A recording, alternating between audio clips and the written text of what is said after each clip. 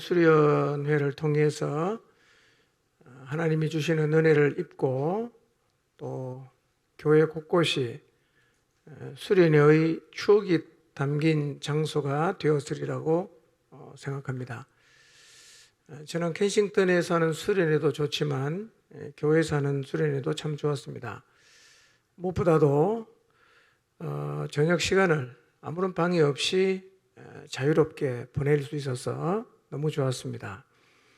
늦은 시간 찬양 콘서트도 좋았고요. 목청을 높여 찬양하는 시간도 좋았고, 어제 저녁 늦은 밤에 축제 시간 마음껏 찬양하고 기차놀이하고 너무 즐거웠습니다. 기차놀이가 좀 짧았죠? 네, 겨울에는 좀 더 길게 하겠습니다. 기차가 기름이 떨어져서 못 갔어요. 원래 이게 우리 스타일 아닙니까? 근데 환경에 의해서 우리 스타일이 많이 구겨졌다가 이번에 다시 좀 펼 수 있어서 너무 좋았습니다. 특히 토요일 복음 시간에 많은 분들이 복음 앞에 결단하게 된 것 너무 기뻤습니다. 오늘이 이제 수련회 마지막 시간인데요. 교회에서 수련회를 한 덕분에 유치부를 제외한 기관들도 각각의 예배실에서 함께 예배를 드리게 되었습니다. 유년부실과 또 소예배실에서 예배드리는 유년부와 청소년부 친구들 환영하고 축복합니다. 여기 장면은 거리로 송출되지만 거기 건 우리가 볼 수가 없어요. 카메라가 설치가 안 돼갖고. 우리 모두 이 시간 우리의 자녀들을 한번 축복했으면 좋겠습니다. 영상실에서는요, 화면을 회중석으로 좀 비춰주시고,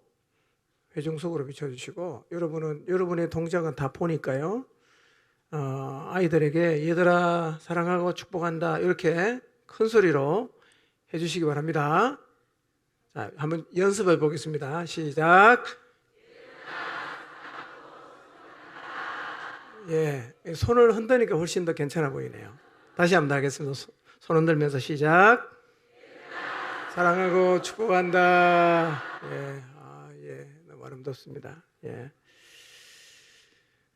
이 아이들은 우리 교회뿐만 아니라 한국 교회의 다음 세대를 책임질 보배들입니다. 시대에 영향을 주는 훌륭한 믿음의 용사로 잘 자라도록 많이 격려해 주시고 기도해 주시기를 바랍니다. 이번 수련회에는 정말 많은 분들이 헌신적으로 섬겨 주셨습니다.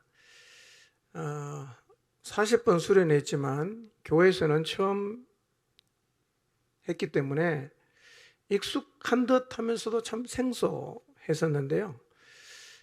꼼꼼하게 챙겨서 여러분들이 많이 섬겨주셔서 참 어려움 없이 진행할 수 있었습니다. 전체 진행하신 우리 서장로님, 또 각 분야 진행으로 수고해 주신 스태프들, 또 이름 없이 섬겨준 많은 분들, 많은 구전 일을 도맡아 해준 우리 청년들 너무 감사드립니다.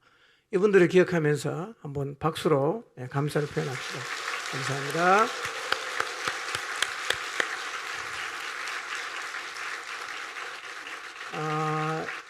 이분들의 수고가 있었기 때문에 우리가 좀 편안하게 수련회를 잘 할 수가 있었던 것 같습니다. 이번 수련회를 통해서 하나님이 주신 은혜들을 이제 마음에 담고 우리가 세상으로 가야겠습니다. 받은 은혜로 주변 사람에게 영향을 미쳐야 하고 무엇보다도 멸망으로 가는 영혼들을 구원하는 일을 해야 되는데 하나님께서 교회를 세우신 목적이 예수 그리스도를 통해서 완성된 구원의 역사를 세상에 전파하는 것이기 때문에 우리의 삶은 언제나 여기에 닿아 있어야 됩니다. 멸망으로 가는 영혼을 구원하는 일과 무관한 자리에 서면 이미 우리가 사명을 잃어버린 거죠. 항상 우리의 삶은 거기에 닿아 있어야 됩니다. 그래서 구체적 실천으로요, 8월 마지막 주, 이번 달에는 꼭 여러분이 얻은 이 구원의 복음을 여러분 주변에 누구에게라도 만나서 이번 8일에는 꼭 전하게 되시길 바랍니다.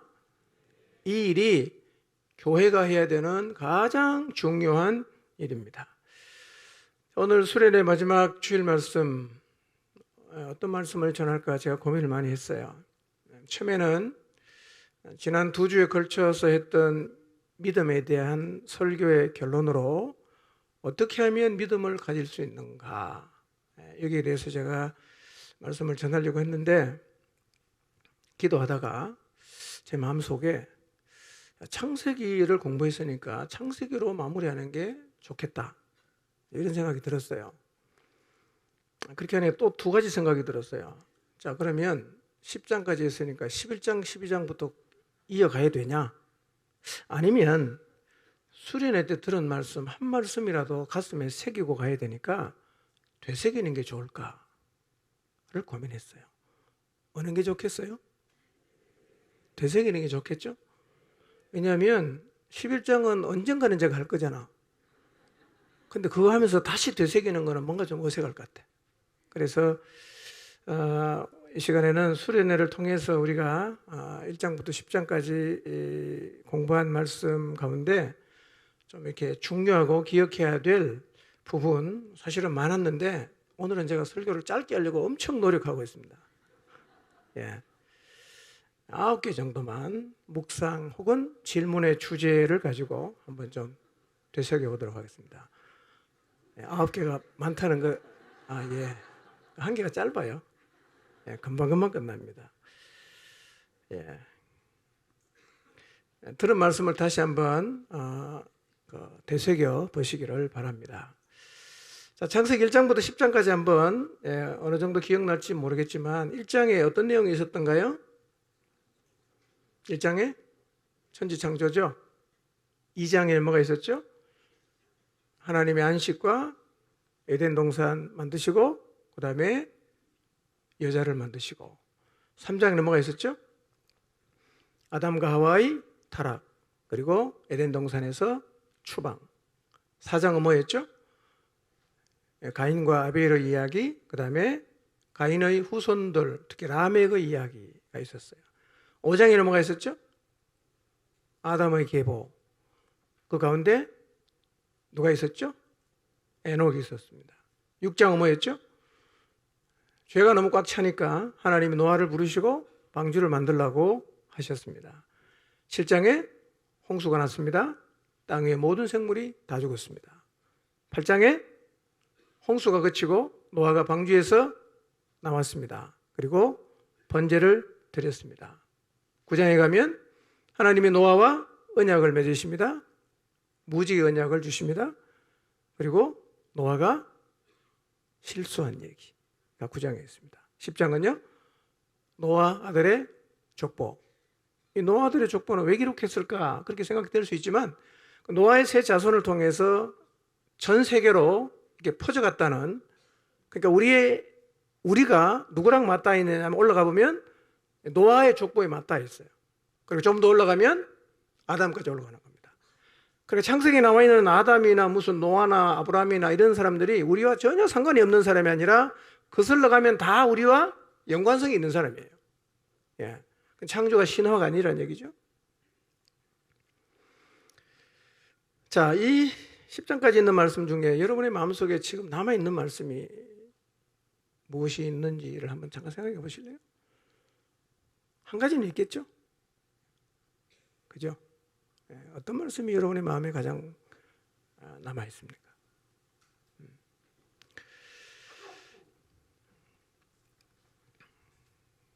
9가지의 질문 및 묵상 주제를 제가 말씀드려 보겠습니다. 첫 번째 질문, 우리가 살고 있는 지구는 어떻게 생겼을까요? 뻔한 질문일 수 있지만 굉장히 중요한 질문입니다.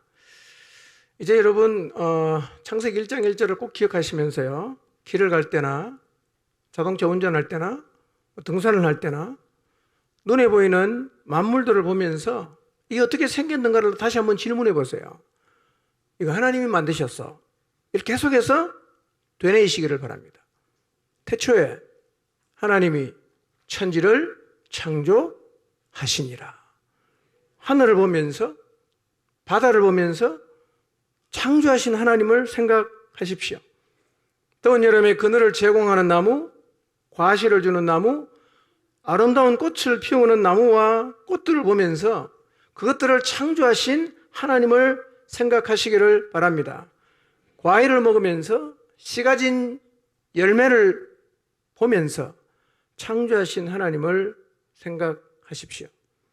일출과 일몰을 보면서 사계절을 경험하면서 이 모든 것을 설계하시고 아름답게 창조하신 하나님을 생각하십시오. 이 모든 것은 하나님이 만드셨어요. 이제 천지 만물을 보면서 하나님을 경외하고 찬양하고 경배하게 되시기를 바랍니다. 태초에 하나님이 천지를 창조하셨다는 이 말씀이 설렘과 경외심과 가슴 떨림과 감동으로 다가오시기를 바랍니다. 두 번째 질문입니다. 사람은 어떻게 존재하게 되었을까? 창세기 1장 26절에 보면 하나님이 말씀하세요. 우리의 형상을 따라 우리의 모양대로 우리가 사람을 만들자고 하시고 사람을 만드셨어요. 사람은요, 하나님의 모양과 형상대로 만들어진 아주 특별한 존재입니다. 사람이 얼마나 대단한 존재이냐 하면 시편 8편에 있는 말씀 보니까 창세기 1장에 인간 창조를 이렇게 노래하거든요. 우리는 하나님보다 조금 못한 존재로 만들어졌어요. 놀라운 일입니다. 창조주 하나님보다 조금 못한 존재로 만들어졌어요. 시편 8편 4절 5절 한번 볼까요? 읽겠습니다. 시작.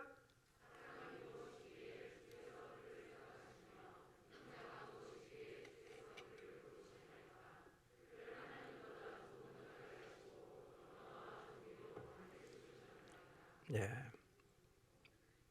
하나님의 창조를 노래하면서 사람이 무엇이기에 주께서 그를 생각하시고 인자가 도대체 무엇이기에 주께서 그를 돌보십니까?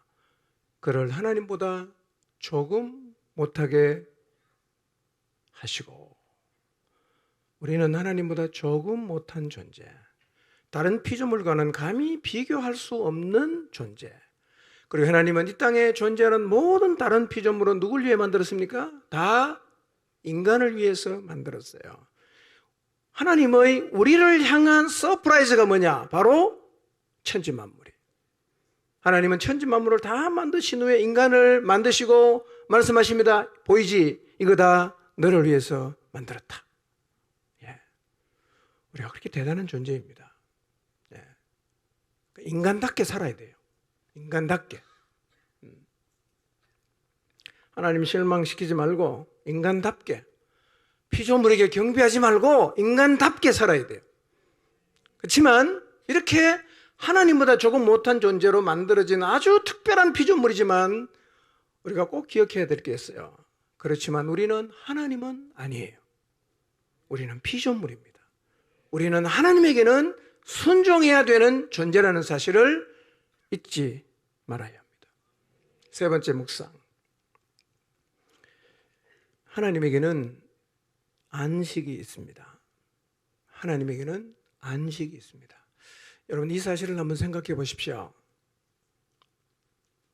하나님이 여섯 동안 천지를 창조하시고 일곱째 되는 날 안식 쉬셨거든요. 어떻게 쉬셨을까요? 이 말은 이런 의미가 있습니다. 하나님은 세상을 완벽하게 창조하셨어요. 지구가 돌다가 멈출까? 하늘이 구멍이 날까? 바다가 터질까? 전혀 걱정하지 않아도 돼. 불안할 필요가 없어. 그래서 하나님은 안식하셨어요. 우리가 왜 안식할 수 없습니까? 왜 우리의 마음이 안식이 안 되죠? 불안해서 그래요. 두려워서 그래요. 일이 걱정이 돼요. 내일이 불안해요. 어떻게 될지 모르겠어요. 그래서 열심히 일을 하고 나도 돌았으면 안식이 없어요. 불안하니까.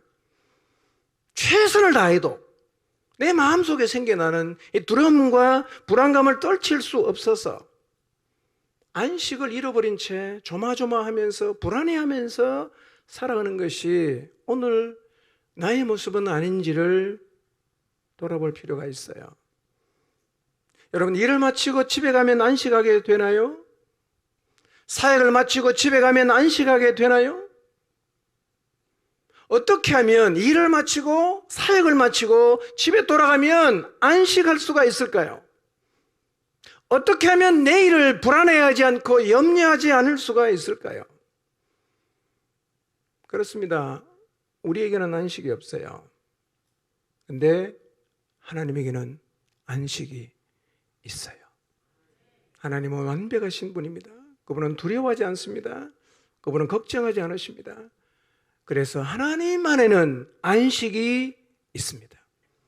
일을 마치고 안식할 수 없고 불안하고 두려움에 휩싸이게 된다면 다른 곳에 찾아서 안식을 찾으려고 하지 마시고 술을 마시고 마약을 해서 여러분의 마음의 고통을 잊으려고 하지 마시고 우리에게 안식을 주시는 그분에게 가십시오. 그분의 품에 가셔서 안식하십시오. 하나님 안에는 안식할 수 있습니다. 네 번째 묵상. 우리 결혼 생활을 돌아봅시다. 결혼. 이 결혼의 원리가 중요한 이유는 오늘날 가정이 너무 많이 무너집니다. 그리고 불행한 가정이 너무 많아요. 다 삐걱거리고 재미없고 힘겨워하고. 하나님의 원리를 따라가면 되죠. 창세기에는 인간을 창조하시고 두 사람을 부부로 살게 하신 하나님께서 결혼 생활의 원리를 소상히 가르쳐 주셨는데요. 제가 분명히 말씀드릴 수 있습니다. 이 원리 따르면 여러분 행복할 수 있습니다. 오늘날 많은 사람이 불행하게 살거든요. 아마 결혼 생활을 마지못해서 하시는 분도 꽤 많을 거예요. 마지못해서. 사랑해서 하는 게 아니라 자식 때문에. 연하고 나면 먹고 살 일이 막막해서 이런저런 이유로 가문의 명예 때문에 못하긴 하지만 그거 다 떨쳐버리면 당장이라도 그만 살고 싶다 이런 생각을 하며 마지못해 살아가는 사람들이 적지 않아요. 여러분, 결혼 생활은 회복될 수 있습니다. 회복될 수 있어요. 원리를 따라 살면 돼요. 하나님이 정해주신 원리가 있습니다. 좀 덜 행복하다면 이 원리를 따라 한번 살아보십시오. 진짜 행복해질 것입니다. 세상이 너무 타락했잖아요. 그래서 우리 시대 사람, 특히 젊은이들이 그리는 이 부부상, 결혼상 그림 자체가요, 성경과는 너무 멀리 가 있어요. 그 그림으로는 아무리 노력해도 절대로 행복할 수 없습니다. 하나님이 세상을 창조하시고 인간을 창조하신 게 맞다면 하나님이 가르쳐 준 대로 살아야 됩니다. 아멘입니까? 하나님이 하라는 대로 해야 돼요. 결혼의 원리가 있어요. 첫째, 남자는 아내를 뼈 중에 뼈요, 살 중에 살로 여겨야 합니다. 다른 말로 하면 남편은 아내를 향해 사랑 노래를 불러야 한다는 말입니다. 이 시간 여러분의 아내를 한번 생각해 보십시오. 그 아내를 향해서 당신은 내 뼈 중에 뼈요, 살 중에 살이다. 당신은 곧 나요. 라고 고백할 수 있겠는가를 한번 생각해 보십시오. 이 사랑의 노래를 회복할 수만 있다면 여러분의 가정의 결혼의 행복은 다시 시작될 수 있을 것입니다. 젊은 사람이나 늙은 사람이나 결혼한 모든 남자는 이 사랑 노래를 불러야 합니다. 제가 이 말씀 전한 뒤에 사랑 노래를 불렀던 한 남자가 있었어요. 궁금하시죠? 안 가르쳐 줍니다. 오늘 집에 돌아가셔서 모든 남편분들 아내를 향해 사랑의 노래를 한번 불러주시기 바랍니다. 바랍니다. 경상도 남자들 참 못하죠, 이거요. 꼭 말해야 되나 뭐 이런. 제가 요즘 느끼는 겁니다. 말해야 됩니다. 말 안 하면 절대로 모릅니다. 몰라요. 두 번째, 여자의 역할. 여자는 돕는 배필의 역할을 감당해야 합니다. 아내들은 남편을 향해 돕는 배필의 역할을 잘 감당하고 있는가를 생각해 보십시오. 아내의 역할은 지적하는 게 아닙니다. 아내의 역할은 판단하고 비난하는 거 아닙니다. 여러분 집에 가서 하루도 빠짐없이 바가지를 긁어 보세요. 여러분의 남편은 얼마 안 가면 바보가 됩니다. 어디 가도 자신감 없고 고개를 수그리고 그렇게 살게 돼 있어요. 그러나 여러분 남편을 부족한 부분을 여러분이 안고 돕는 배필의 역할을 해보십시오. 여러분의 남편이 살아납니다. 여러분 세상에 약점 없는 사람이 있나요? 다 있죠. 그런데 약점만 계속 지적해 보세요. 그 사람은요 얼마 안 가면 아무것도 못합니다. 그러나 약점이 있음에도 불구하고 격려하고 돕는 배필의 역할을 잘 해보십시오. 남편은요 점점 살아납니다. 바본들과 평강공주에게가 비슷한 얘기입니다. 제 아내 자랑을 좀 하겠습니다. 제 아내는 돕는 배필 역할을 참 잘해요. 돕는 배필 역할을 잘하니까 제가 결혼하고 나서 살아나고 있잖아요. 결혼 전에 저를 아시는 분, 결혼하고 제가 많이 살아났어요. 어떤 현상이 생기느냐, 저도 자꾸 사랑의 노래를 부르게 돼요. 이게 왔다 갔다 하는 겁니다. 상호작용이 있어요. 남자가 계속 사랑의 노래를 부르면 아내는 돕고 싶어. 그런데 또 아내가 계속 도와주면 남자는 자동적으로 사랑 노래를 부르는 거예요. 가끔씩은 안 그런 사람이 있어요. 잘 설명을 하시면 돼요.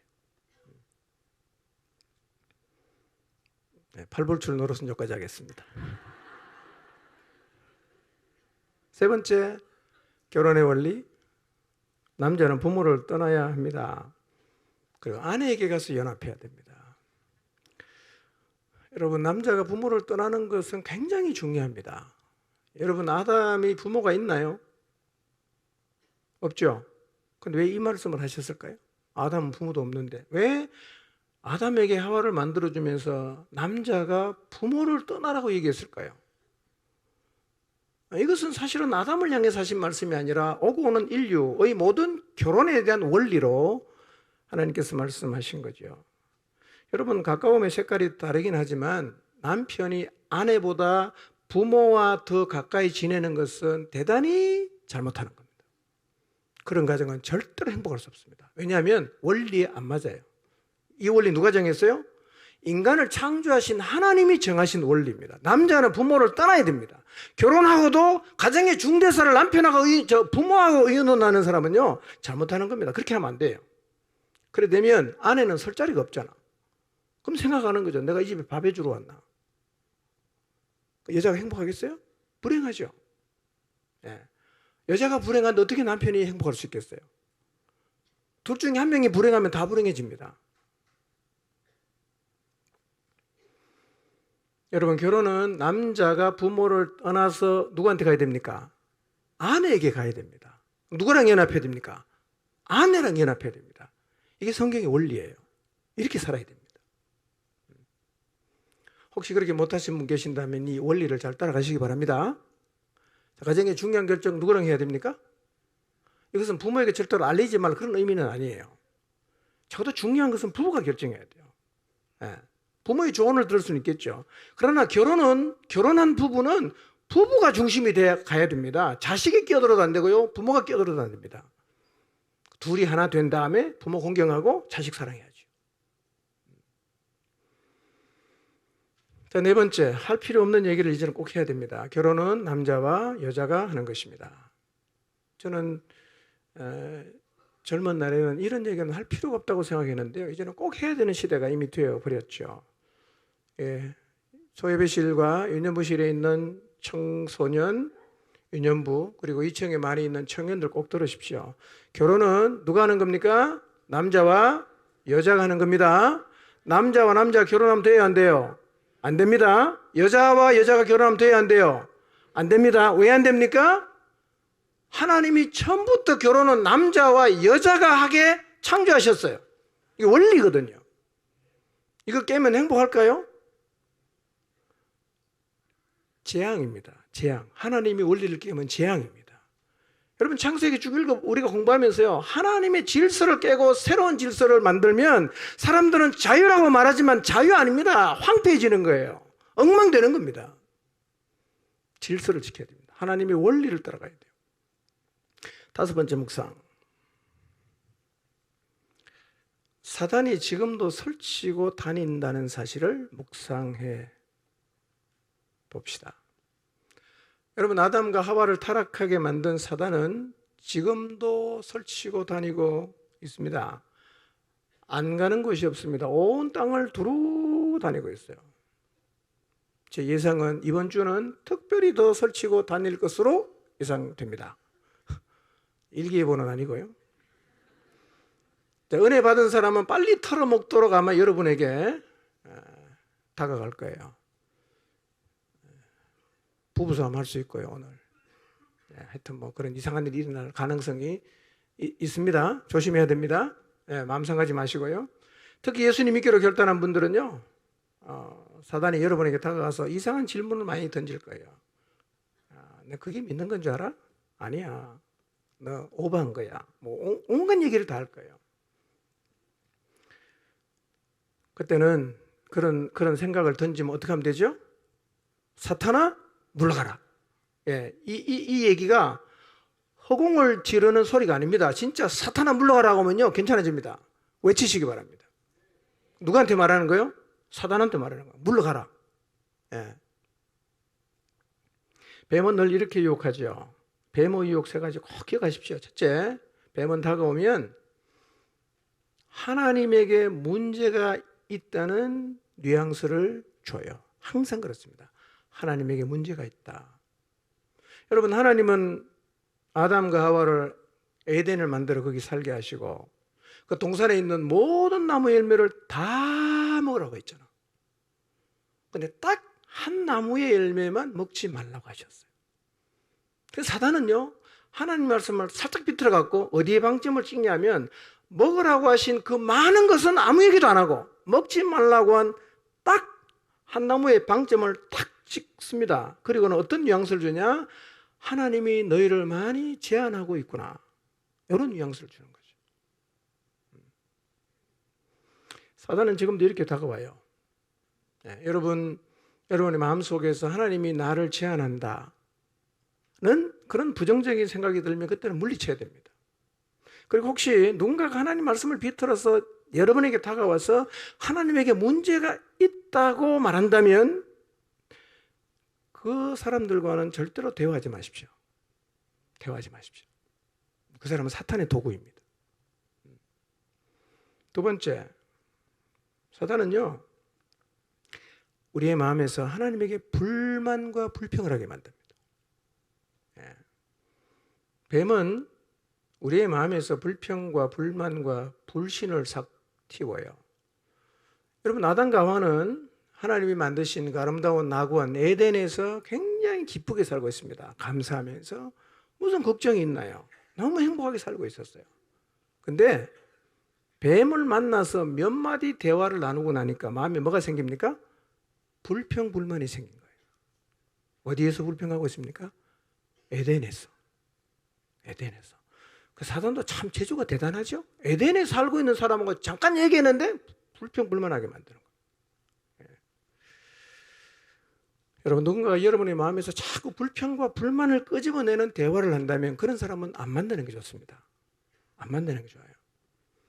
그리스도인은요, 사람들의 마음에서 기쁨과 감사를 끄집어내야 돼요.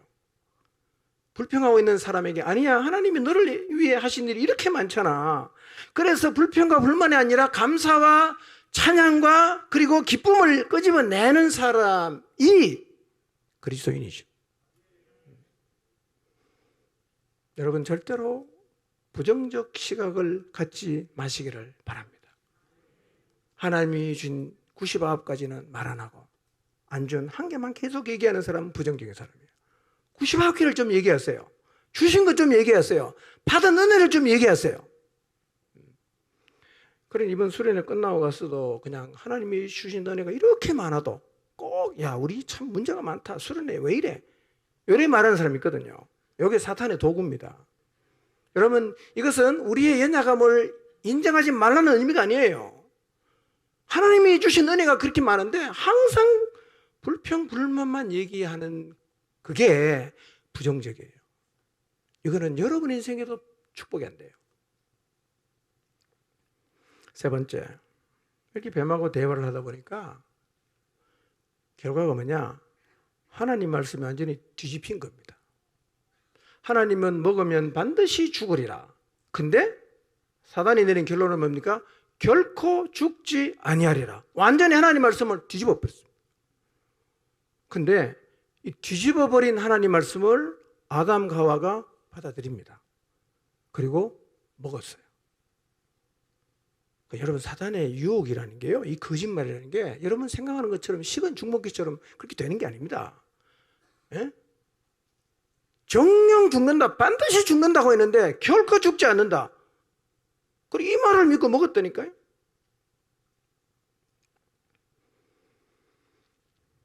여러분, 말씀을 뒤집는 건 누가 하는 겁니까?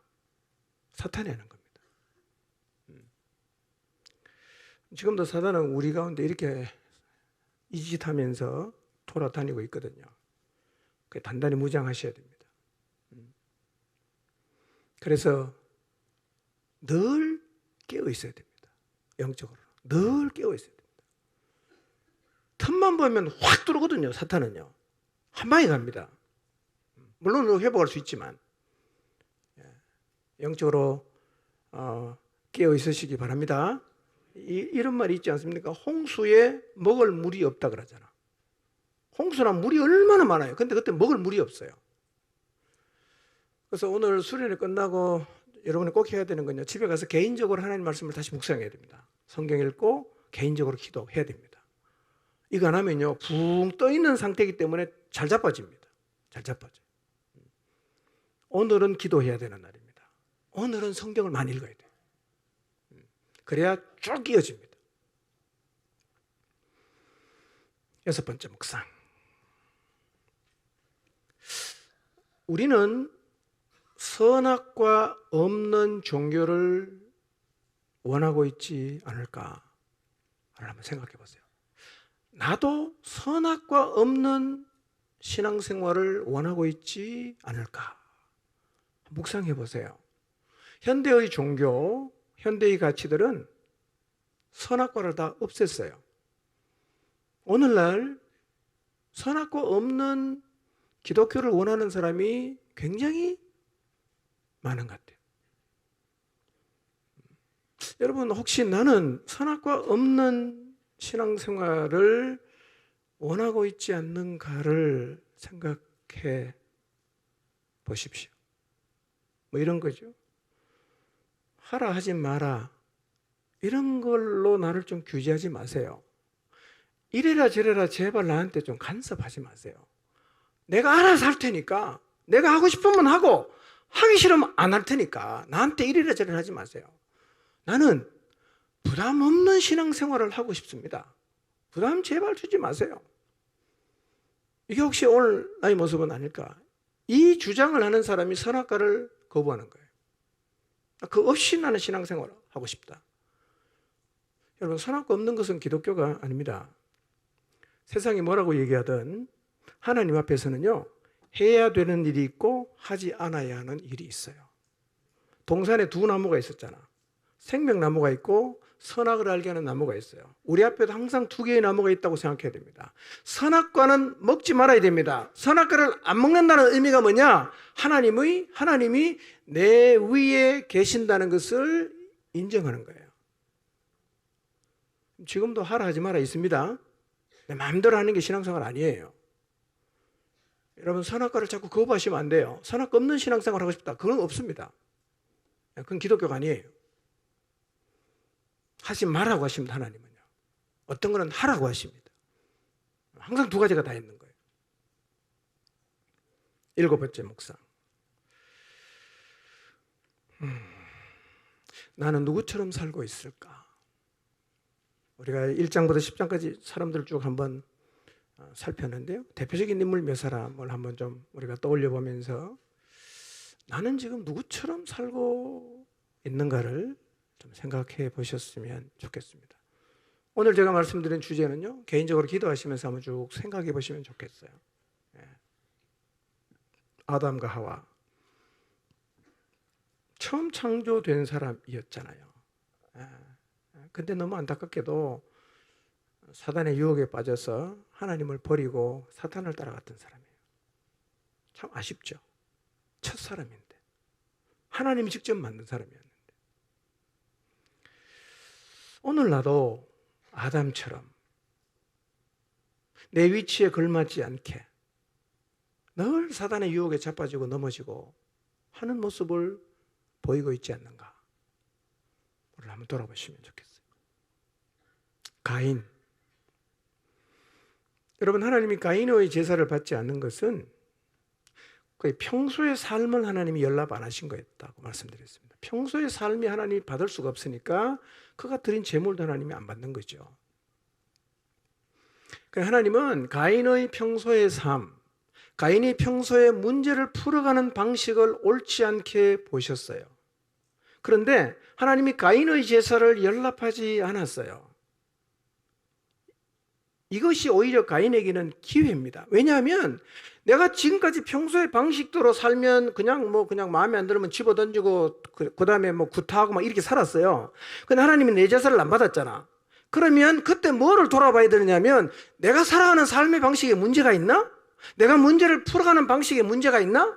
그것은 그 삶의 방식을 고칠 수 있는 기회였어요. 근데 가인은 하나님이 자기 제사를 안 받으니까 그 평소 삶의 태도와 문제를 풀어가는 방식을 바꾼 게 아니라 예전 그대로 가버렸습니다. 그래서 뭐 한 겁니까? 살인한 겁니다.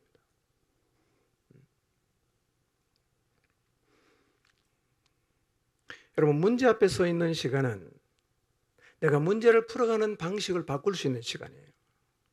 문제 앞에 서 있는 시간은 내 평소의 삶의 태도를 돌아보고 바꿀 수 있는 기회입니다. 오늘 나는 가인처럼 내 삶의 방식, 문제를 풀어가는 방식을 바꾸지 않고 가인처럼 그냥 내 마음에 있는 욕망과 욕구를 따라서 그냥 그대로 계속 내달리고 있지 않는가를 돌아볼 필요가 있어요. 여러분, 삶의 방식을 자꾸 바꿔야 됩니다. 왜냐하면 우리 안에 죄 생기고 악하거든요. 계속 바꿔야 돼요. 그게 신앙으로 성숙하는 것입니다. 라멕의 6대손, 가인은 6대손이죠. 라멕. 죄의 크기가 많이 커졌습니다. 아내가 둘입니다. 죄를 짓고도 조금도 죄책감이 없어요. 아주 뻔뻔해졌습니다. 혹시 우리 시대도 라멕의 시대에 만만치 않게 죄가 점점 많아지고 있는데, 나도 지금 죄를 지으면서 라멕처럼 너무나 뻔뻔한 태도, 전혀 죄책감조차 갖지 않는 이런 모습을 갖고 있지는 않는가를 돌아볼 필요가 있어요. 에녹, 셋의 6대손이죠.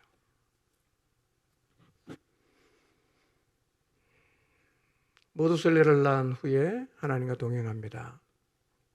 심판을 마음에 새기고 아들을 낳은 다음에 이전과는 전혀 다른 삶을 살아가요.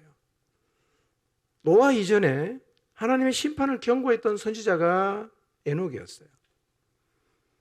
에녹이 어떻게 하나님과 동행했는가? 목적이 같았어요. 심판을 경고하는, 이 죄 많은 세상을 향해 하나님이 계속 심판을 경고하고 싶어요. 근데 에녹이 하나님하고 똑같은 마음을 가지고 심판을 경고하니까 에녹은 누구랑 동행합니까? 하나님과 동행했죠. 나는 지금 하나님과 같은 목적을 가지고 있기 때문에 하나님과 동행하고 있을까? 아니면 내 삶의 목적이 하나님과 너무 관계가 없기 때문에 동행하고 싶지만 동행할 수 없는 삶을 살아가고 있는가를 한번 돌아봅시다. 노아는 하나님께 은혜를 입은 사람이었어요. 그 시대 사람과는 정말 다르게 살았어요. 너무 외로웠지만 아무도 노아처럼 사는 사람이 없었어요. 그러나 노아는 120년 동안 방주를 짓고 하나님의 심판을 경고하면서 살았어요. 그렇게 악한 시대를 살았지만 노아는 하나님 명령을 다 준행하며 살았던 사람이었어요. 나는 이 악한 시대에 외롭지만 노아처럼 하나님 말씀 붙잡고 하나님 말씀을 준행하며 살아가고 있는가를 한번 돌아보십시오. 함, 아버지의 허물을 봤어요. 아버지의 허물을 보면서 그냥 비웃습니다. 그걸로 끝나지 않았어요. 그걸 들고 나가서 형제들에게 막 떠벌렸어요. 나는 오늘 함처럼 내 지도자 혹은 내 형제의 허물을 덜쳐내서 떠벌리는 사람은 아닌가. 나는 내 부모의 허물을 온 사방에 돌아다니면서 떠벌리는 사람은 아닌가. 여러분, 셈과 야벳은요, 함과 달랐잖아요. 안 봤어요. 안 보려고 했습니다. 이불을 가지고 뒤로 갑니다. 그리고 덮었어요. 오늘 나는 함처럼 살고 있을까? 아니면 셈과 야벳처럼 살고 있을까? 이 형제들의 삶을 보면서 이들의 삶을 거울로 삼아야 합니다. 그리고 함처럼 살지 마시고 셈과 야벳처럼 살아가시기를 바랍니다. 8번째, 나는 복을 간직할 수 있는 실력이 있을까? 한번 생각해 보세요. 참 안타깝게도 하나님이 복을 주셔서 번성했을 때 인간들은 죄를 더 많이 지었어요. 나는 하나님이 내게 주신 복으로 하나님을 더 잘 섬기고 있을까? 아니면 하나님이 내게 주신 복 때문에 오히려 내가 하나님에게서 멀어지고 있을까? 하나님이 내게 주신 부요와 성공과 안정된 삶이 오늘 나를 어떤 모습으로 살아가게 하고 있는가? 한번 생각해 보시기를 바랍니다. 그리고 복을 간직할 수 있는 실력을 갖게 되시기를 바랍니다. 마지막 9번째, 꼭 기억해야 됩니다. 죄가 차면 심판이 옵니다. 죄가 관영하면 심판이 옵니다. 이게 성경이 가르치는 원리입니다. 죄가 찼을 때 홍수 심판이 왔죠. 죄가 너무 많으니까 소돔과 고모라의 유황불 심판이 왔습니다. 지금 우리 시대도 죄가 점점 차고 올라오고 있습니다. 뭐가 올까요? 하나님의 심판이 옵니다. 노아가 심판을 경고했을 때 그 시대 사람 다 안 받아들였잖아요. 오늘 나는 이 성경이 말하고 있는 심판의 경고를 받아들이고 있는가? 나는 이 심판의 경고를 받아들이고 있는가? 그래서 멈추고 죄에서 돌아서고 있는가?